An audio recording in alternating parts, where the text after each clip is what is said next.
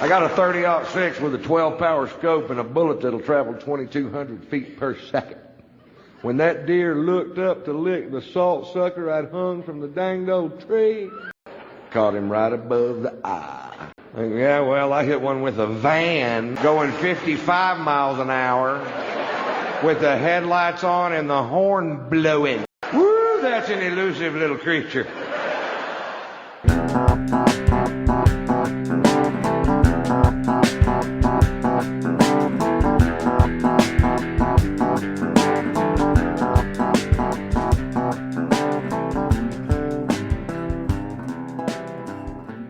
Pete. Fig. What's up, man? Episode 5. Harrier 1. 9-point buck 0. That's the title of this one. It's in the can. We had a couple different options. Luke was thirsty, was one of them. Luke from our squadron joined us. It was great. It was a great interview. And he was fortunate enough to survive, unfortunate enough to be involved in 2 mishaps, and he talks about narrowly missing a 3rd mishap at the end of his flying career. He got a lot of character from flying that airplane. Did he not? Absolutely. And even more character from flying another airplane that we lovingly refer to as the shitter, was it? The shitter. Yeah. Yes. The CH-53 Delta Sea Stallion. But then Luke got smart and came to an airplane where he was involved in the 2 mishaps. Wait a minute. What? What? How does that work? You got to be lucky or good. And I think in his case, he was just lucky. There you go. When your luck runs out, you got to be good. Join us for episode 5, everybody. Here it is without further ado.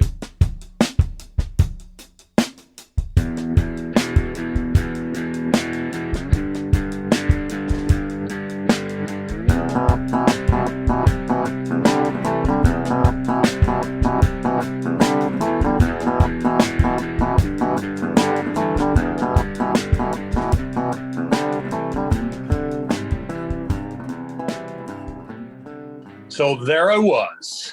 So how every great aviation tale begins. Repeat here, and I'm joined by my co-host tonight. Hey, this is Fig. Welcome aboard. I'd like to introduce our man, Luke. Hello, Luke. Hello, Fig. It's a pleasure to be here. We're looking forward to hearing some great stories, and we're going to give you a chance to defend your honor on some of the things that may or may not have been already said about you in the past.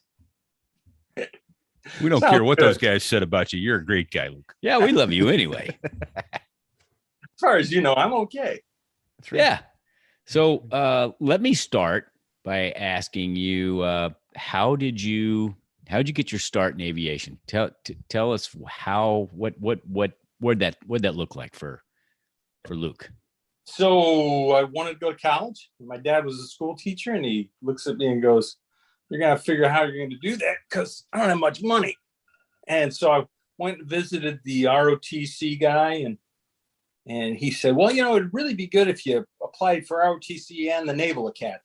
I'm like, all right. So I did. And the more I started looking at it, the more I liked the thought of flying an aircraft, though I'd never even been on a plane before in my life. And I'd never been out of the Midwest. I'd never seen the ocean.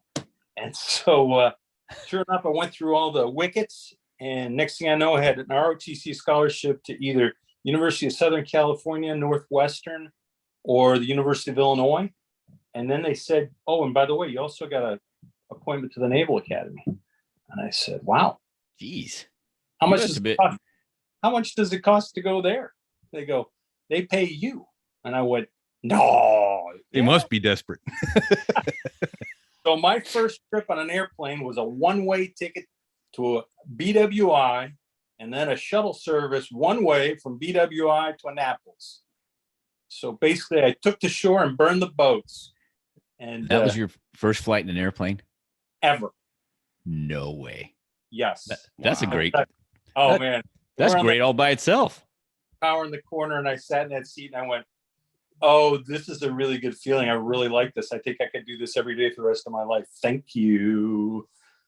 So that was my, and without that, I wouldn't have gone to the Naval Academy, or I wouldn't have stayed at the Naval Academy. That place is crazy. So you're saying if you'd have ridden a Greyhound bus to Annapolis, things might have turned out differently? I don't know. Probably after a Greyhound bus, anything to get me there quicker would be Well, that's true. better. So what year at the Naval Academy were you when you got the aviation part? You know, after looking at it and the whole thing, I'm telling you, when I got on that United flight going out of Chicago, the guy puts the power in the corner, and I just went, "That's it. This is what I want to do for the rest of my life. This is so cool." But you went to the Naval Academy. Did you go to the Naval Academy with were you already an aviation contract guy, or did that come your junior or senior? How's that work for a Naval Academy guy? What they do is they line you up your senior year from the number one in the class to the number whatever, and each person goes in and they get their choice. And so, you know, the number one in his class gets to pick and keeps going and going. And I remember being in line, and Richie Lenikin, who ended up being my roommate at TBS, and I were in line, and we look at each other and they go, I think I'm looking at that Marine Corps guarantee. He goes, "That's what I'm looking at too." And I go, and I go, "You think they're going to run out?" He goes, "No, I think we'll make that. I think if we wanted to go naval aviation, we might run out on that one." And sure enough, they called our numbers, and we walked to the front. The guy said, "Welcome to the Marine Corps." We both look at each other and go, "Oh, this is going to be cool." And so the Marines was the way into aviation. That's the way I heard it. They gave us an air guarantee, which helped because Yeah. you didn't. I don't know. At that point in my life, if they had said I had to roll the dice, I probably would have taken a naval aviation slot, even if I had to wait. Yeah.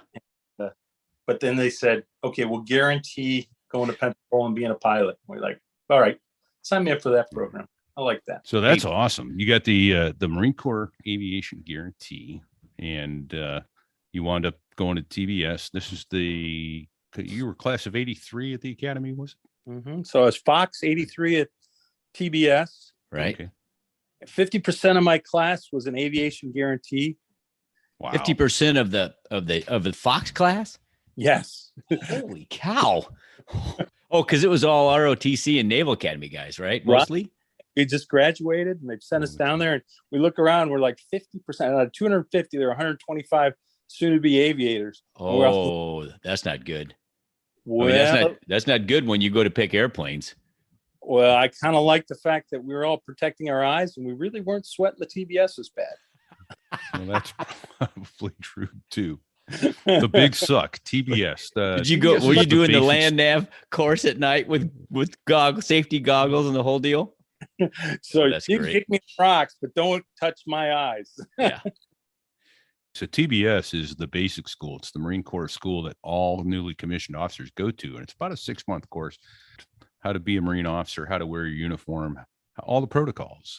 And it's a basic introduction to all the MOSs, but it is referred to as the big suck, the big sleep, all sorts of things. It kind of sucks. If you're going through the basic school with a air contract, it's a different Yes. experience than somebody that didn't. Like, I know you didn't have an air contract when you went to the basic school, right? I did. I lost it for eyesight. Oh, for the love of Pete. Yeah. So that's a kick right in the I jimmy. was in the one where they had like 400 guys. We were talking numbers. They had like 400 guys, and they said, "Well, you've got a heart murmur. You can't go to flight school." It's funny how Or you he's just like- found that after I've had 6 physicals prior to getting commissioning. Exactly. Now I got It's a like, murmur. wait a minute, I can go hump a 70-pound pack on a 20-mile force march tomorrow, but I can't sit in an air-conditioned cockpit. And they're like, "You got it, Lieutenant." It's a long, convoluted story, but I wound up actually getting I did a DOR. They lost my paperwork. And so instead of getting aviation supply or air traffic control, they gave me ground supply. And the only way I was able to get into the air wing as a new second lieutenant was to DOR, drop on request, my flight contract, and get a slot in Hawk missiles, which is what I wound up doing. And then I just kept applying to flight school over and over and over again until I finally got my flight contract back. But Jeez. yeah, It was some squirrely stuff. I was 20/20 -3. This guy was standing across a darkened room holding up these little Scrabble tiles, and you had to read them. And I got them all in my left eye, and I missed 3 out of like 30 in my right eye. Well, no, that's not good enough for a flight contract, son. You're going to fail. It was brutal. It was numbers. It was numbers, and they needed to cut the numbers down. Guys to go, and then they came in and took a bunch of guys. But I'm this is about 2 years behind Luke. They came in and offered anybody that still had. See, I did it too early because they came in and offered anybody that still had their contract to go right to the Navy and start flight school. And there were guys in my TBS class who took the Navy transition and were flying within 6 weeks. Yeah, but then you would have been a squid. Well, there's that. It's a great second choice. Don't get us wrong. Yeah. Listen, it's a great second choice, but you still would have been a squid. You would have been repeat the squid. Yeah. Same wings of gold, baby. Same wings of gold. That was what was important to me because I wanted to fly. So. It's a great second choice. I'm telling you. Yeah, exactly. So I wound up getting my first choice eventually. It just took 3 years. So when Luke was telling his story about standing there with his roommate, then I noticed that his name started with an L as well. You guys were you roommates at the academy? No, but we were at TBS, and he was great. Richie ended up being in VMA 231. His yes, call sign was Heine. Yes, it went from Linnekin to Heineken, Heineken to Heine. You know how those. I remember him. Well, you triggered a memory, and I'm just gonna give you real quick. When you're standing in line there, and you were thinking if there was going to be enough slots to get the naval aviation slot through the Marines. You know, I went to Marine OCS between my junior and senior year of college as a PLC guy with an air contract, and I graduated, and I was so mad. I was so pissed off at the Marine Corps that they treated me so harshly. When I got back to school, I called this Navy officer recruiter, Navy OSO, who had been kind of, hounding me before I went to the Marine route. I called him up and said, "Hey, I'm back from OCS. I graduated." And he said, "Hey, congratulations." I go, "So what do I got to do now to get a commission in the Navy instead of the Marine Corps?" It was quiet for about 3 seconds. And he says, "Well, you got to go to AOCS." And I'm thinking, okay, drill instructors, the whole thing over. I said, F you. Hard pass. Hung up. And then I wasn't so mad anymore. Yeah. I got over it. All right. So you got the Marine aviation guarantee, and off you go to Pensacola. Mm-hmm. After you graduate from the Naval Academy. Right. So walk us through the next 3 or 4 years. Yeah, so I go to Pensacola, and the week I got through primary, they were only taking the first guy get his selection. Everybody else was going to helicopters, and the first guy didn't even take jets. He went helicopters. So they had a big time in there where they weren't taking jet guys. And so, anyways, I flew helicopters. I went out to Tustin and flew the CH-53, as I used to tell people. I can lift 42,000 pounds with my left hand. I can lift a lot less in my right. And 12 ounces anyway. It was those heavy haulers, man. You could definitely make some noise. Yeah. And with helicopters, the more rotors you have, the longer they are, the more aerodynamically they're able to move. And it was great. We had a lot of fun. It was semi-fast for a helicopter, right? And very powerful, able to lift a lot of weight. Mm-hmm. And what was the so it was called the Sea Stallion, right? That was the official name, CH-53 Sea Stallion. Yeah. What did everybody call it? Not the Sea Stallion. The shitter. Because if it wasn't leaking hydraulic fluid, it probably was out. Yeah. I was hoping you were going to say that, because that's what we always call it. Oh, it's a shitter. Yeah. Okay. Yeah. Well, I flew the Delta. We did 2 tours to Okinawa, and we did one deal where we loaded up the internal fuel tanks, the external fuel tanks, and we flew from Okinawa all the way to the Philippines.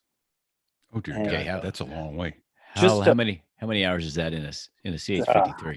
Remember, it took a while. What'd you cruise at? Did you bring a calendar instead of an airspeed indicator? Oh my gosh, we took off and all the rotors were coning. I mean, you could see them bending up because we were at max gross, and we were like, "Oh my gosh, maybe this wasn't such a good idea." And the more we flew, of course, the lighter it got, the easier it got, and it's like, whew, survived. And then we got to a FARP on some island in the Philippines, and we refueled again, and then we came in for the break at QB, and QB was a very, very good place to deploy to. Okay, let's get back to that. I want to go right to that. But first, I know what it is, but just say, what is a FARP? Oh, forward air refueling, something with a P. Point. Yeah. Yeah. It's a ground. They have fueling set up. So you landed, you refueled. Usually it's just a fuel bladder, right? Just a big fuel bladder on the ground with a pump. Mm-hmm. Well, you were a C-130 guy. Yeah. You did some of that, I bet, huh? Actually, never did. That's like Marine Corps expeditionary shit. And, the Air Force, maybe the Air Force, the special ops C-130 guys might have done that, but we were just slick trash haulers. All right. So, not that there's anything wrong with that. I'm just saying, not that there's anything wrong with that. But so flying helicopters, what was the? I've had a couple fun adventures in helicopters, all as a passenger. What was the scariest thing you ever saw in helicopters? Hey, before you answer, I'm gonna just say I made a deal with God back when we were in VMA 223.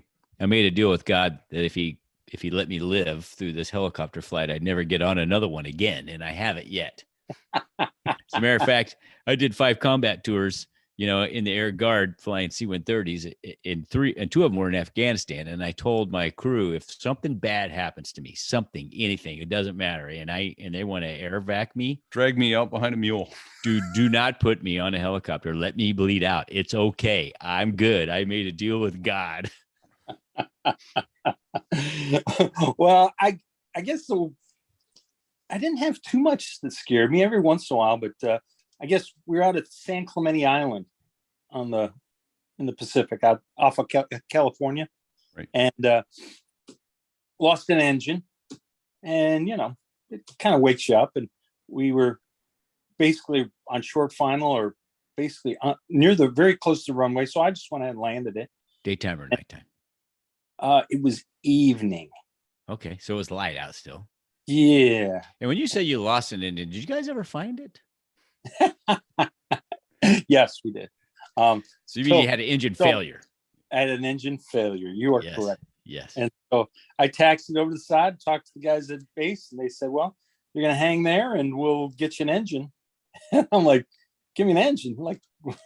And so sure enough, they brought an engine, and I had to figure out how we were going to crane it onto that doggone helicopter. And so I was talking to people around the base there, and there weren't too many people.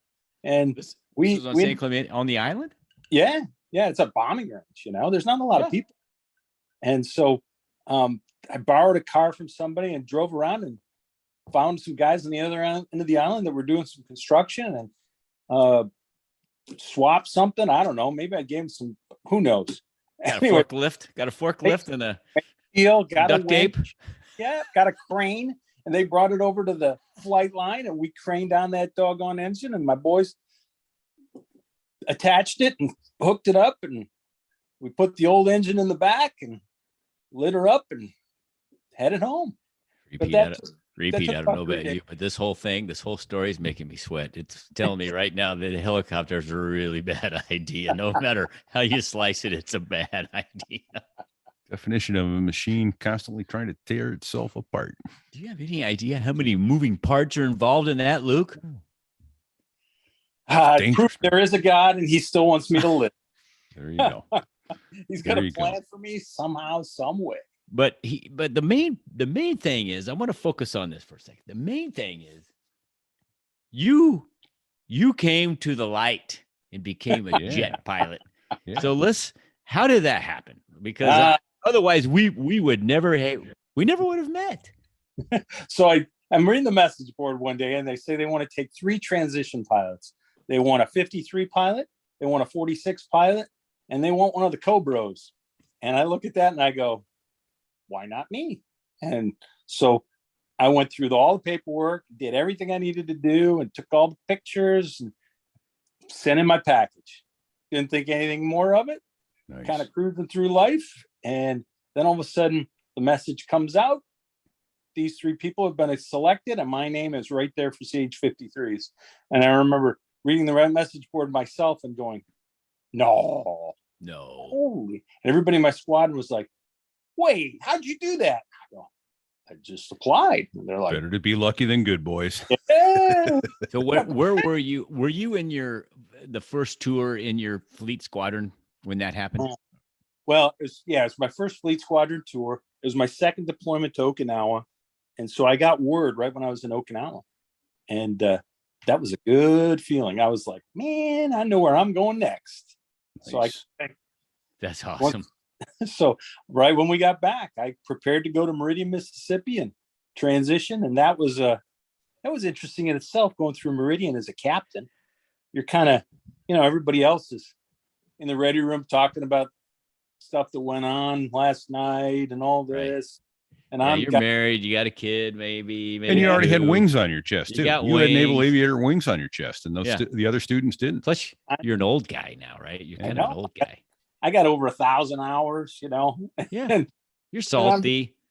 So you're salty, old salty Marine guy. So one of my favorite stories about flight school at that time was I had 2 ladies in my class. One of them was great. She was intense. She got it. She studied hard. She worked hard. The other one was kind of blonde and kind of made a lot of noise. And we're getting ready to go to the boat. And you know how they put you in that shack and they T2s or A4s? T2s. Okay. And they're swapping us out. So we'd be ready to go. And, do that CLPs all day, and it'd be 3 times you do it in a day. Anyways, we're in this old shack and we'd wait for our turn and then we'd go jump the jet and go. And so sure enough, there's a wasp on the window and it's making a lot of noise. And this girl had always preached how much she wanted to be able to go to combat. It was wrong that she couldn't go to combat and that we could and blah, blah, blah.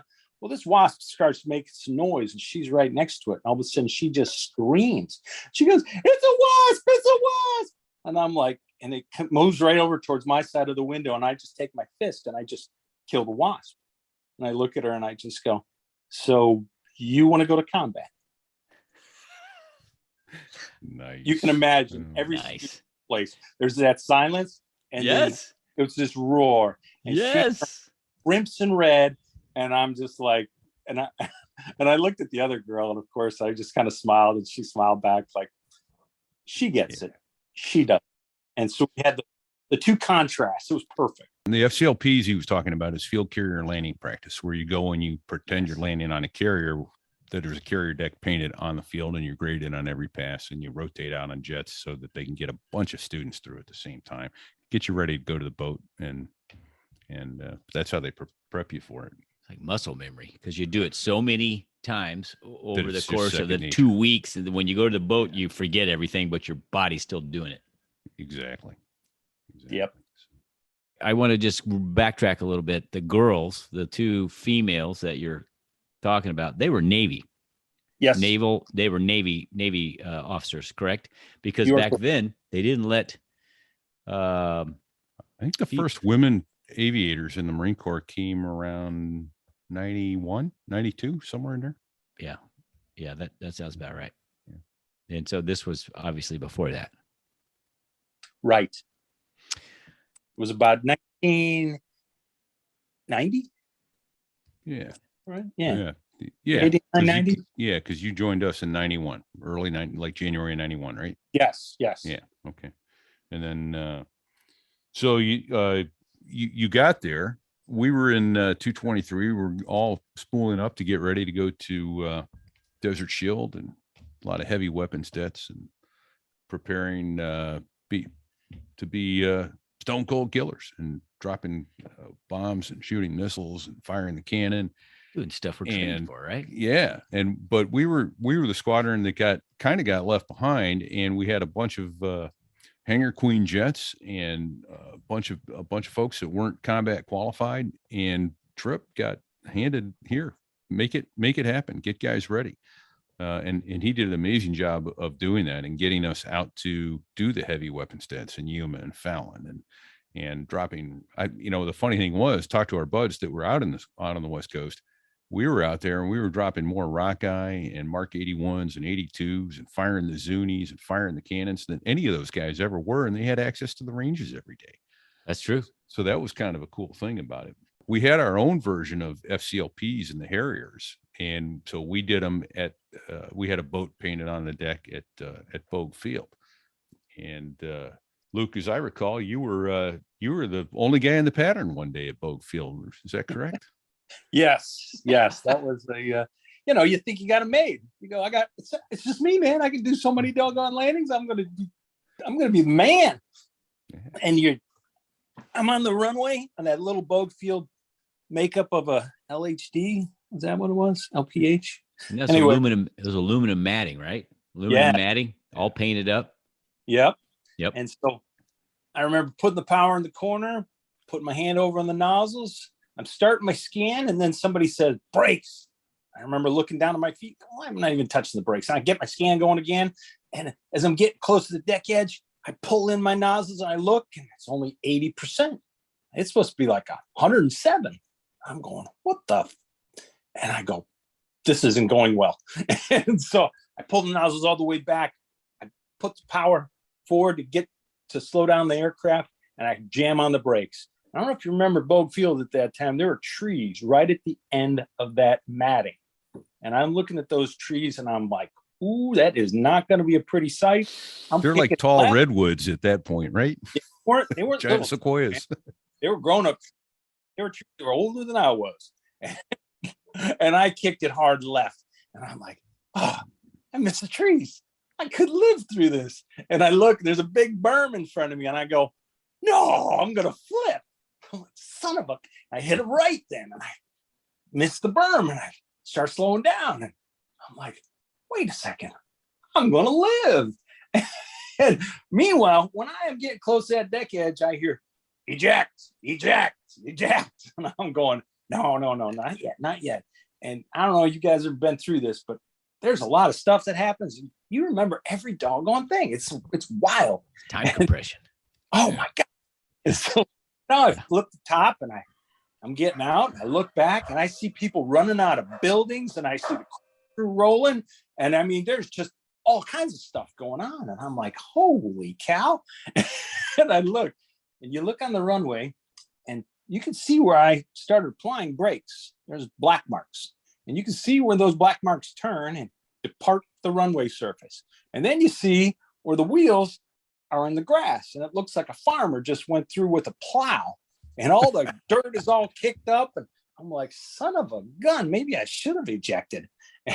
And then they come and get me and take me back there. And the LSO was Trip. And Squadron Commanding Officer. Yes. And well, we all know Trip. Love him like your dad. But at the same point, you're scared of him like your dad. Yeah. And so I just remember they put Trip and I in a pickup truck. Trip was driving. They said, go back, take you both to medical, get your physical. So we're driving and it is totally quiet. And I'm like, this is as good as it's going to get, man. Quiet is my friend right now. I'm going to stay quiet. I'm going to live to see tomorrow. Did Trip come pick you up? Well, Trip was my LSO. He had to go get a physical too. He had to go take the physical too because he was involved in the mishap. And he's the one that called eject, right? Hey, so we're driving. Yes, he cut out there. He said yes. And I can see over there, he's kind of starting to get worked up. And I'm like, oh, what's going to happen any minute now? Here it comes. And then he just explodes, man. Luke, what the hell happened out there? I don't know whether to kick your ass because I told you to eject or kiss you for saving the damn aircraft. And I just lean back and I'm like, well, I'd prefer neither at this time, but And that didn't remedy anything, Let's of see, course. ass kicking or a kiss? Which of these? Oh boy. You're a good looking man, but I don't know. Oh boy. So I told him everything I saw and how I saw it. And he simmered down a little bit. And we went and got our physicals. I remember sitting out after you got the physical, you're kind of sitting, waiting for the results. And I remember it just hit me. I said, man, I almost died. He's telling me to eject. And I'm like, wow. And then it kind of, all right. That was a big deal. Can I ask a couple questions regarding this incident? Just some details. Yeah. So this was at landing or takeoff? Takeoff. Okay. So just so we can describe this properly, when we do a takeoff off a ship in a Harrier, it's a rolling takeoff till you get to a certain point where there's a stripe, right? And at that stripe, you put the nozzles to a predetermined angle that you've already set. You throw the nozzles down, and then the airplane should, about the time that's leaving the ship, fly off, right? Right. So obviously on a ship, you're sitting 50 feet off the water. So when you roll off the front, you're flying or swimming. But in this case, you're rolling down this aluminum matting that's supposed to be a deck of a assault ship. And you hit that stripe and you rotate the nozzle lever aft, i.e. take off. And at that point, it didn't go. Is that right? That's correct. It kind of did this rumble thing. And I'm going, this is not good. It's crashing time. Yeah. So for everyone that's not maybe a aviation aficionado, the Harrier has one brake, not two. Like a normal fighter type aircraft has two brakes, one on each main landing gear. Well, the Harrier only has one main landing gear because we have a weird landing gear configuration. So it has one brake, and that one brake really was kind of a joke. In fact, I think you got the question from tower one day. Often you'll get question when the runway is wet from the tower controller. Can you state the braking action? Meaning, is the runway slick? Are you able to stop? And I think you got that question. Did you not, Fig, one day? And I did one day. They said, can you say the braking action? And I said, do you realize we don't have good brakes anyway, right? I may have said that a little less eloquently. I think you said the brakes in this thing suck. That's the braking action report. What? So that was my recollection. But yeah, so Luke's riding to the hospital and you go get your physical. And what was the outcome of that? Physical was fine. Now it was investigation time.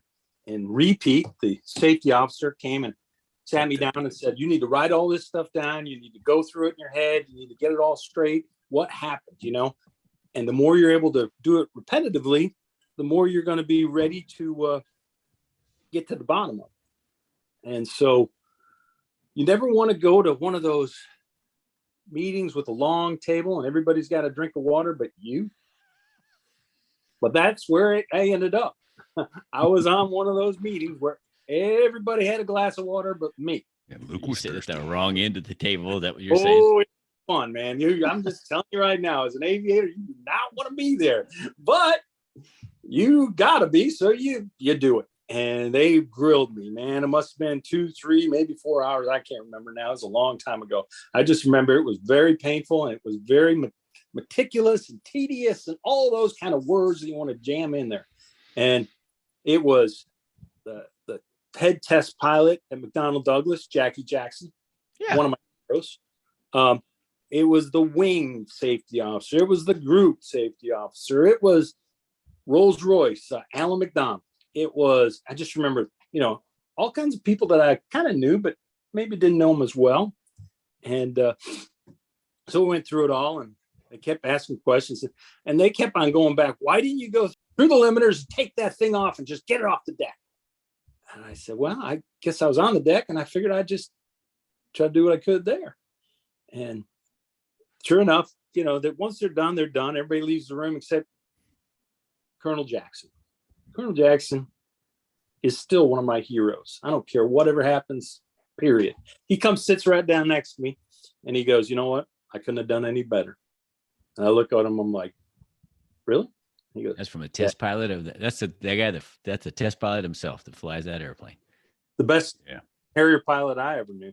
I think the guy with the most Harrier, at least for a long time, he had the most Harrier hours of anybody. Let's just say he has ever. He's the ultimate. Yeah. He was. Yeah, He was Jackie He was Jackson. and so for him to sit next to me and tell me that was like, thank you. I kind of needed to hear that because I was kind of questioning myself. He said, no, man, if you go and eject in that situation, you might be a little cannon off and you get shot into the trees and die. You go through the limit, which is you don't know what you're in. Now you're Listen, flying. man, just because you got an ejection handle available doesn't mean it's going to go well. Ever. Right. That's not a guarantee either. Plus, it's a very violent event. Yes, or so I've been told. And so that helped. And so time went by. Rolls-Royce did all their investigations, and they came to find out that those inlet guide vanes in the front of that engine had frozen. That's why it was only 80%.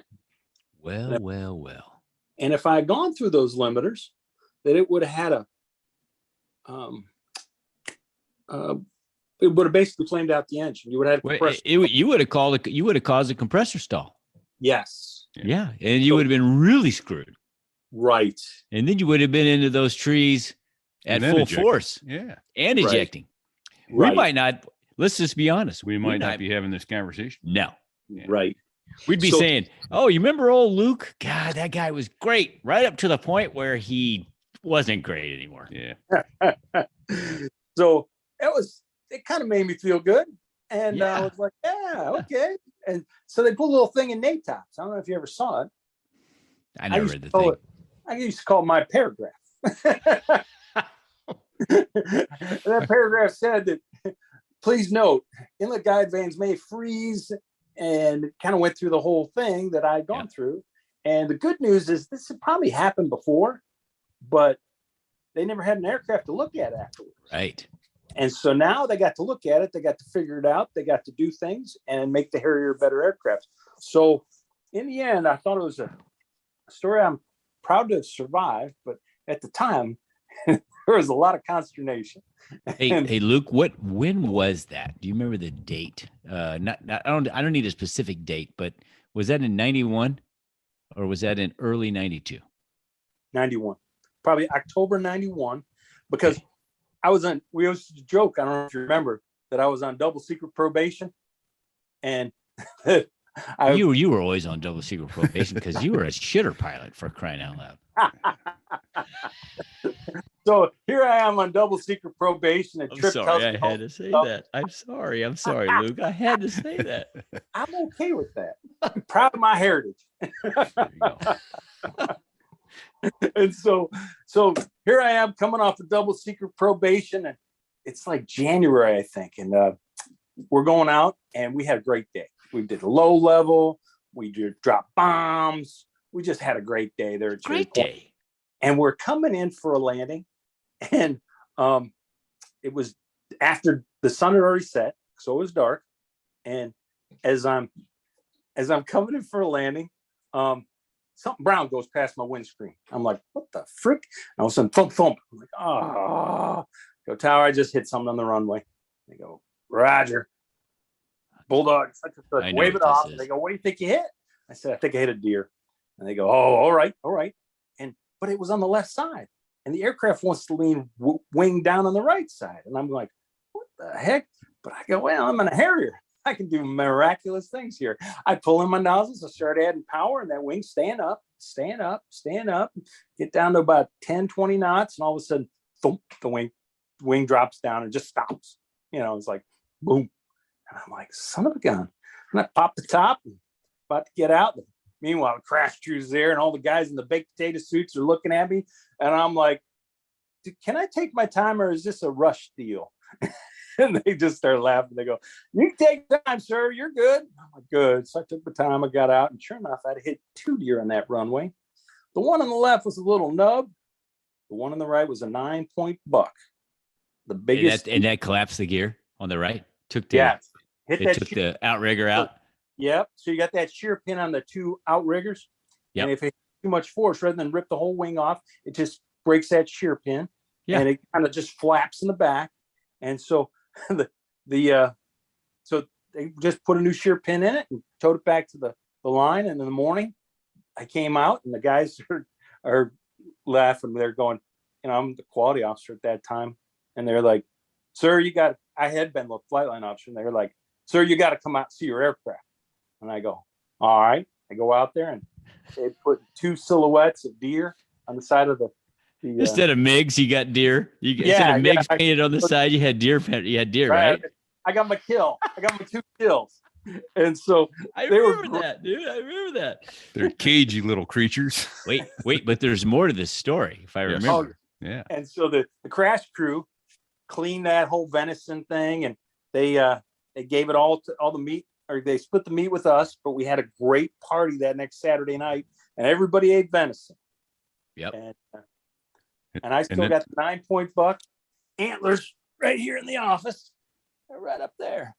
So I want a picture of that. I'm going to make that the picture for this episode. I'm going to put that out on the artwork for this given episode. I was talking to Luke earlier today, and I thought that plaque had disappeared. Well, I thought that plaque, did you take that out of the ready room? Somebody gave it to me. Okay. When I was leaving. You got to just hail and farewell, he said. So if I remember right, though, there was a USDA game warden on Cherry Point, and he came to the ready room, right? Yeah, you guys, do you know this part? I remember this. Yes. Tell me this part. Luke, do you want to expand on this? No, I never heard. Oh, come on.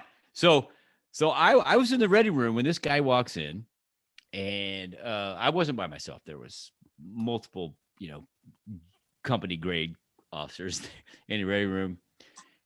He comes in and he goes, "I want to know who the pilot is that hit the deer." And we're like, "That's." We all point at Luke. Luke, he's down the hall. Yeah. No, we did. He's first of all, he's an outsider. So, you don't talk to outsiders. You go, "I didn't do it." Says, "Why you want to talk to him?" Well, he's a poacher. He's in violation. I need the meat. I need the car. I need everything, right? If he can't produce that, then I'm going to write him he's going on, and we're looking at each other like, what the F is actually going on? So eventually we screwed with this guy badly. We screwed with him badly. And then eventually he left in a huff because obviously he wanted either all the deer and the remains and the antlers, or he wanted your name and he wanted to write you a fine for not turning over this. Of course, we didn't throw anybody under the bus. We knew where it all went. The crash crew guys took most of it. And of course, so anyway. I love it. That's the part of the story I didn't know. Oh, I thought you knew that. Well, that was good. So I actually think Cheese was myself, Cheese, because I remember Cheese was really talking fast. Cheese was 4 or 5 cups of coffee into the day when this guy walks in and wanted to know who hit the deer, who poached the deer, where the deer was, where the meat was. And he really rolled in on this dude. And of course, we all just kind of chimed in after that. That's good stuff. Yeah. Good stuff. That's a great story. Having fun with that guy. Yeah. So Luke wound up with that plaque, though. We had the plaque with the antlers, the rack mounted. Well, that's going to be the picture of this episode. Right? How many points on that? Turn around, count them. 9? Yes. Yeah. So when guys in Pennsylvania start telling their deer stories, I let them talk, and then I come in with my deer story. You tell them you killed deers with a 25 millimeter gun that you didn't even have to fire one round out of? Hey, I want to back up just a second. The stators that froze on your airplane on that boat field incident, that was a reason why VMA 214 lost an airplane on July 4th of 1992, and it was one of my best friends from the Marine Corps.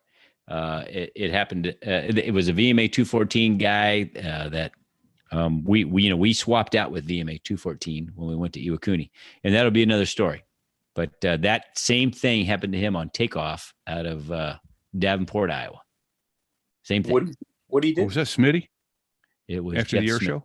Yeah, Jeff Smith, JJ Smith. Yeah, Yep. that was horrible. Yeah, And but it of was course the his exact parents were same. there. It is the exact same thing that happened to you. And what did he do?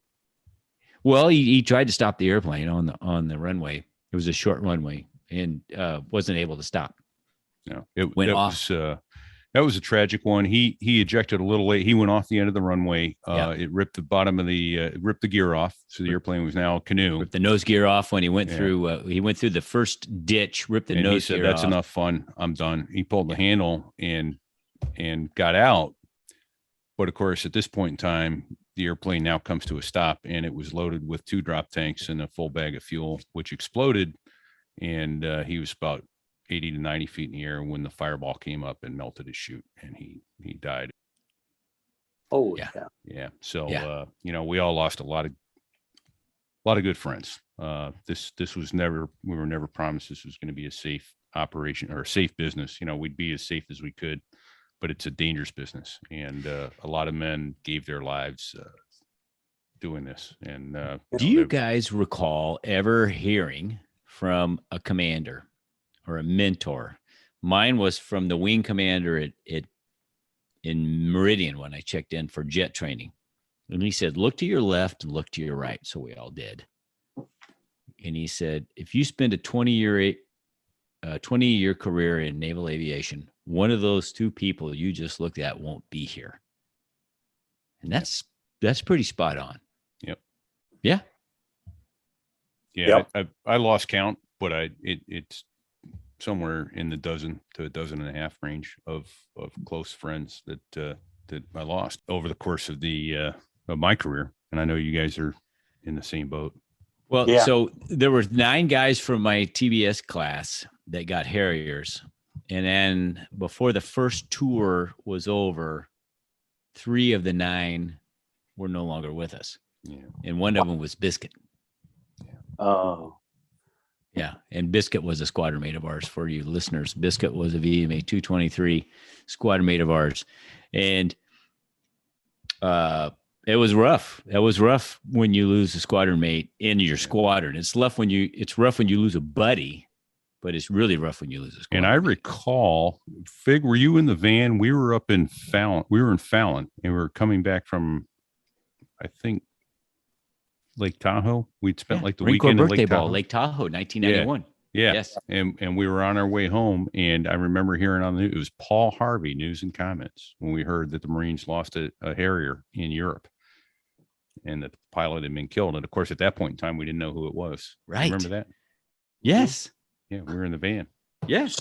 So you remember Pete Woodmansey? Yes. Woody. Yeah. So Woody was CO of VMA 223 during Operation Enduring Freedom, and he flew the 50,000th mishap-free hour into combat. In the Harrier. Yes, VMA 223. In other That's words, awesome.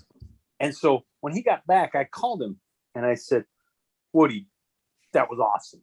You flew the 50,000th mishap-free hour into combat. I mean, you are badass. And Right? so he goes, dude, I should be thanking you. I go, what are you thanking me?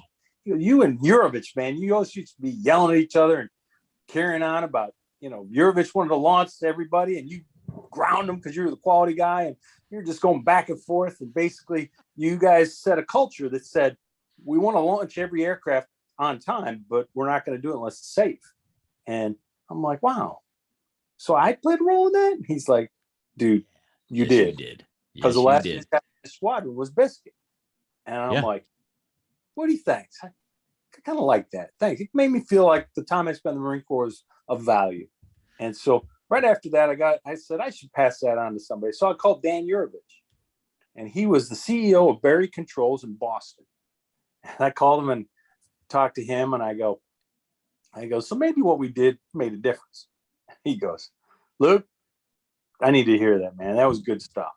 The French are driving me crazy. They own this company and they make me fly over to France every month. And they shit all over me and make my life miserable.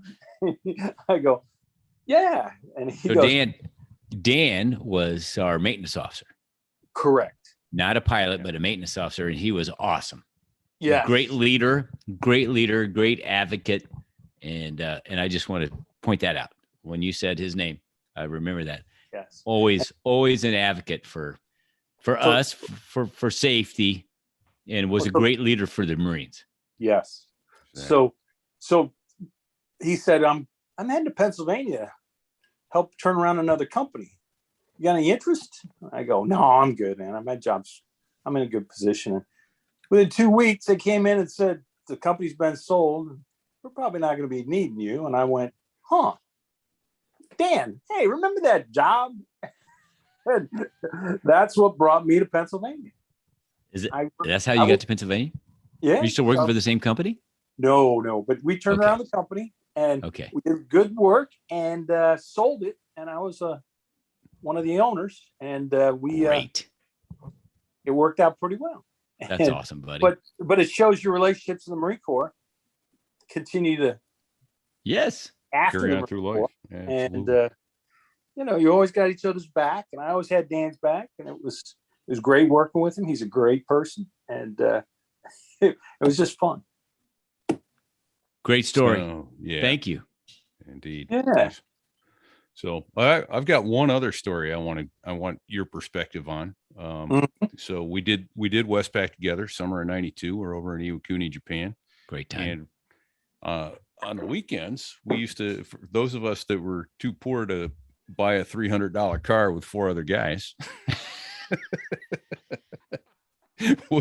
we'd get on bikes and ride bikes up into the hills. And there was this one place, and none of us can remember what it was called. It was like 2 Falls or 7 Springs or something like that. But it had waterfalls that you could jump off of, and good swimming. And a lot of Japanese locals were up there. A lot of the Marines would wind up there and swimming. And it's about an hour, maybe an hour and 15 ride on the bicycle to get up there and back. But it was good hill up into that area. And then of course, downhill on the way back. And that's where I want you to pick up the story, Luke. I remember riding behind you one day coming back from the waterfalls. Yeah. And, looking forward to that beer machine on the corner, which, by the way, it's still in Japan. You can buy a beer out of a vending machine on a street corner, which is amazing. Sapporo beer from a machine. But I digress. Yeah. Cold. Yeah. Ready to go. So here we are coming back, and we had gone up these mountains, and it was hell. We got up there and we jumped in the springs and cooled off, and we said, hey, the nice part is when we're going back, it's going to be all downhill. Well, you got to remember these bikes we have are a little old. Well, maybe we didn't get them inspected. Maybe we didn't do much maintenance on them. And sure enough, were those bikes called Benjo bombers? Well, I'll tell you right now. Benjo bombers.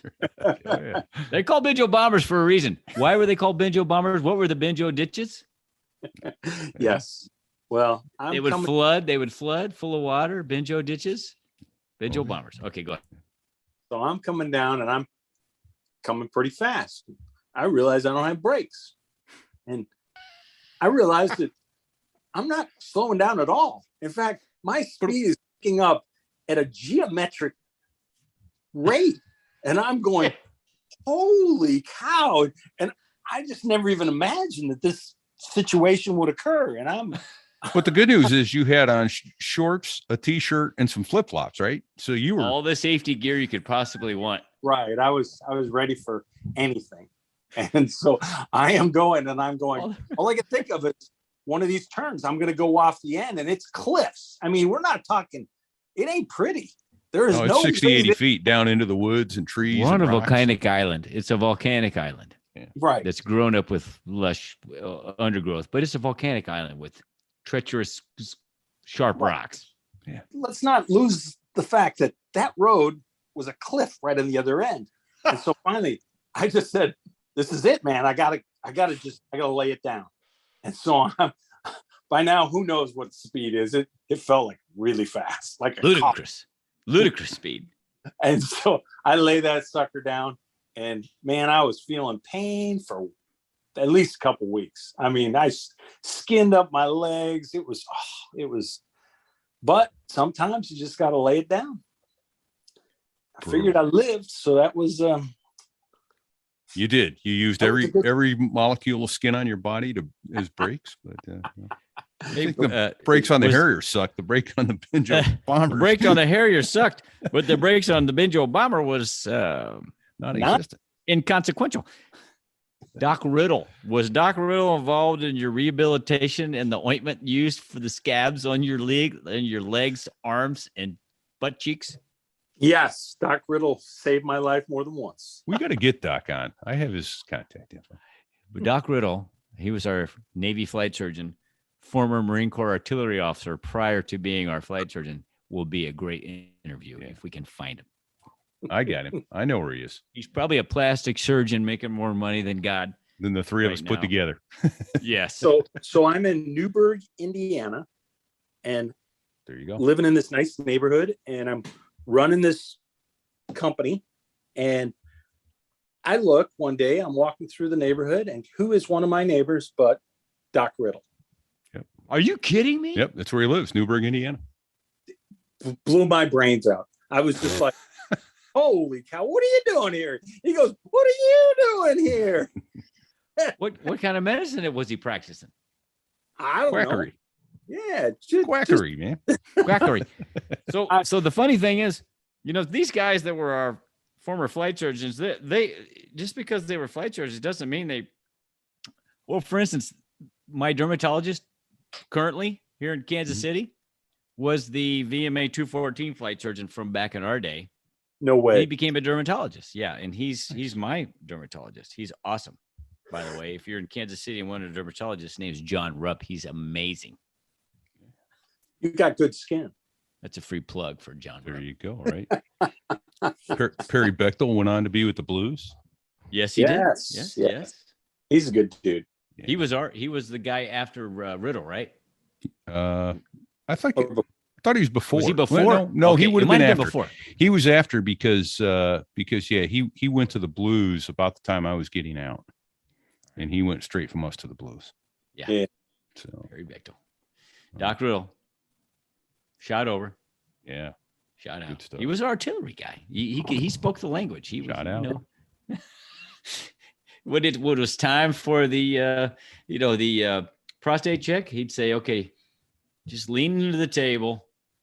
Just lean into the table and relax." Are you kidding me?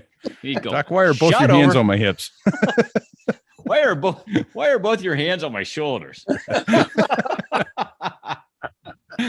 He'd go, "Shot over." Oh my. Yeah. Ow, my ass! That's awesome. Oh, Luke, it's so good to talk to you, buddy. great So talking good to to see you your guys. see your pretty face, good looking head, that amazing mustache you have. Handlebar mustache. There you go. Amazing. Yes. It's good stuff. Yes. Great stories. Great so memories. Thank It you. was I was just about to get out in 1994, and they said I was on the flight schedule. I said, I'll go ahead and give away this flight. I'll make yesterday my last flight. And Andy Bigelow took my flight Andy. on short final. He had a compressor stall and had to eject. And I go, man, that's a good day not to fly for me, I think. Good. Every once in a while, I make good decisions. And so- Unbelievable. Would have hit the trifecta on mishaps, man. oh, man. That You would know, have been. Andy. He- I'm sorry to interrupt, gentlemen. No. Andy Bigelow is works for the company that I work for, and I see him from time to time. We're going to have him on and have. Yeah. I'd like to do a 4-way. Can we do a 4-way, Pete? Sorry, Tim. It's a dumb question. Skip that. We get Luke and talk about that day. Wouldn't that be great? Absolutely. Because Andy was a transition guy too. Was he a 53 guy or 46 guy, or was he a skid guy? I don't Do you know. remember? I don't remember. I don't remember. Well, his I know he was a background. transition guy. There was you, Andy, and we got some guys at the very end. Andy was one of them, and who was the guy that was a CH-46 pilot? Came about the same time you did. You Is talking it about really Kevin? Boston accent. Yeah, heavy yeah. Boston. Kevin McDougal. McDougal.